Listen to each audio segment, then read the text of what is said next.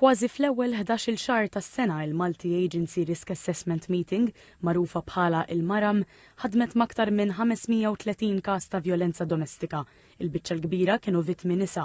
15 spiċċaw f'ħoġor il-pulizija għal azzjoni fl-immedjat minħabba s-severità tagħhom, il-maġġoranza konsegwenza ta' vjolenza intima waqt relazzjoni. Dan ħareġ waqt it-tnedija ta' kampanja nazzjonali mifruxa fuq medda ta' 16 jum bit-tema Nieqfu flimkien infiequ. Il-kampanja tinkludi fost oħrajn roadshows bi produzzjonijiet teatrali fir-Rabat Malta u fir-Rabat Għawdex, f'San Pawl il-Baħar, il-Fgura u l-Gżira. Dr. Lidia Bela sostniet li kulħadd ħaqqu r-rispett u l-imħabba f'ħajtu. M'għandhomx ikunu daw is-16 jum biss iżda rridu niġġieldu din il-pjanga tul is-sena kollha u nagħmlu kemm nagħmlu f'dan is-settur qatt ma nistgħu ngħidu li għamilna biżżejjed. Din is-sena l-kampanja se tkun mifruxa madwar il-komunitajiet għaliex nemmnu li rridu nindirizzawha f'kull settur tas-soċjetà.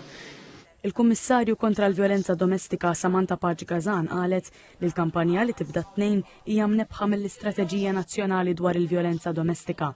Qalet li 60% tal-miżuri u azzjonijiet elenkati fiha diġà bdew jitwettqu.